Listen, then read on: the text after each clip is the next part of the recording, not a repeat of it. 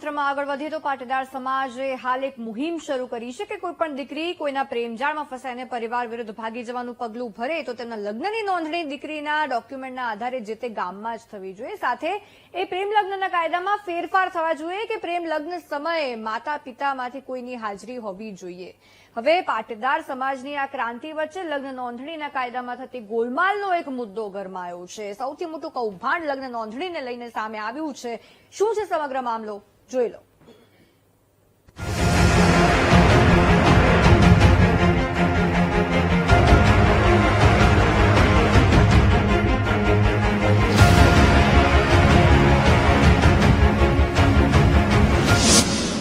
યુવતીને ભગાડી જાઓ, ફોન પર જ કરાવો લગ્ન નોંધણી। ન સ્થળ પર આવવાની જરૂર, ન સાક્ષીની જરૂર। પૈસા આપો એટલે તલાટી બધું જ કરી આપશે।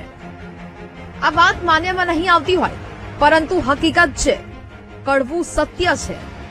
હાલ પાટીદાર સમાજ પ્રેમ લગ્નના કાયદાની વિરોધમાં ક્રાંતિ લગાવવા માટે લડી રહ્યો છે। પ્રેમ લગ્નના કાયદામાં સુધારા સાથે લગ્ન નોંધણીમાં માતા પિતાની સંમતિ જરૂરી કરવા અને જન્મ સ્થળ પર જ લગ્નની નોંધણી થાય તેવી માંગ કરી રહ્યો છે। મોરબી પછી વિજાપુરમાં પણ પાટીદાર સમાજે પોતાની માંગણીઓ સાથે ક્રાંતિ સભા યોજી, પરંતુ આ દરમિયાન ખોટી રીતે લગ્ન નોંધણી કરાવી દીકરીઓને ભગાડી જવાના મુદ્દે પાટીદાર અગ્રણી વરુણ પટેલે કેટલાક પુરાવા સાથે સવાલો ઉઠાવ્યા। जो बनासकांठा ડીસા तालुकाना समोनाना गाम है, समोनाना ग्राम पंचायत में 2020 અને 21 अनुक्रमे 159 અને 133 लग्ननी नोंधणी थई। आज टोटल लग्नो जे रजिस्टर थया छे एनी एफिडेविट में लग्ननु स्थळ एक ज छे, कॉमन भगवानपुरा जोगमाया मातानु मंदिर। 250 करता વધારે લગ્નમાં એક જ સ્થળ બતાવવામાં આવ્યું છે, ભગવાનપુરા જોગમાયા માતા મંદિર। બીજી મહત્વની વાત, આ 250 કરતા પણ વધારે લગ્નોમાં તમામે તમામ સાક્ષી એક જ છે। 250 કરતા વધારે લગ્નના તમામ સાક્ષી કોમન છે, લગ્નનું સ્થળ કોમન છે અને મોટા ભાગની દીકરીઓ એવી છે કે જે 18 વર્ષને 4 દિવસ, 18 વર્ષને 10 દિવસ, 18 વર્ષને 5 મહિના, તમામે તમામ દીકરીઓની ઉંમર 18 થી 22 સુધી છે। એ જે લગ્ન કરાયા એ લગ્નમાં જે ગોરભા બતાયા છે, જે ગોરભાની હાજરી બતાવી છે, એ ગોરભાનું નામ છે પાલનપુરમાં રહેતા મુકેશભાઈ શાસ્ત્રી। એક જ બ્રાહ્મણ બતાવવામાં આવ્યા તમામે તમામ લગ્નોમાં। લગ્નનું સ્થળ એક જ, લગ્નમાં સાક્ષી પણ એક જ, લગ્ન કરાવનાર બ્રાહ્મણ પણ એક જ। માન્યમાં આવે છે આ વાત। વીટીવી ન્યૂઝની ટીમ વરુણ પટેલના આક્ષેપ પછી સત્ય જાણવા માટે ડીસા તાલુકાના સમોનાના ગામે પહોંચી અને ગામના સરપંચ સાથે મુલાકાત કરી અને ગામમાં લગ્ન નોંધણી અંગે જાણવાનો પ્રયાસ કર્યો। પહેલા તો સરપંચ પણ આ વાતથી અજાણ હોવાથી ચોંકી ગયા।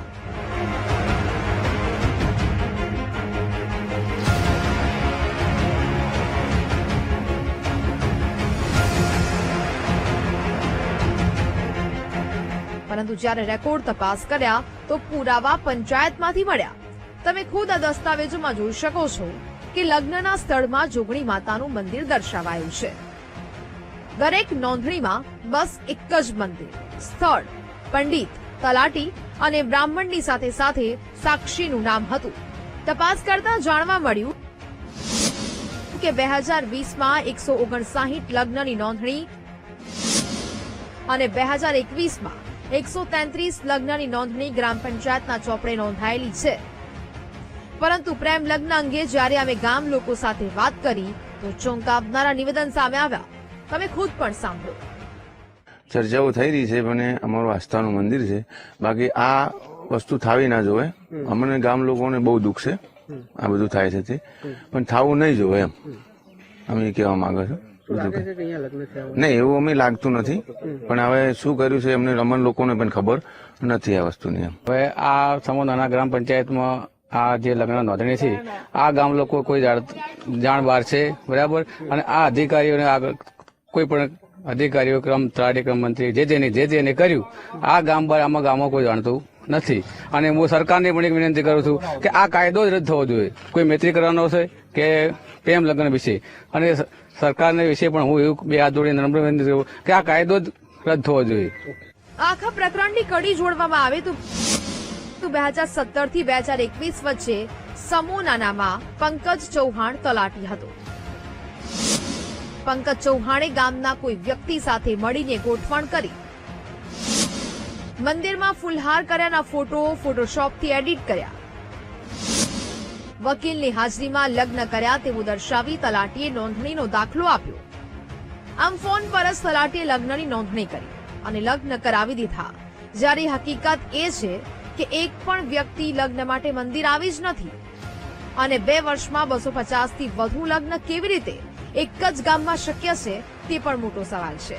કારણ કે કૌભાંડી તલાટીની બદલી પછી સમોનાના ગામમાં 2022માં 3 અને 2023માં 2 પ્રેમ લગ્ન થયાની નોંધણી થઈ છે. Rohit Thakor, BTV news, Banaskantha.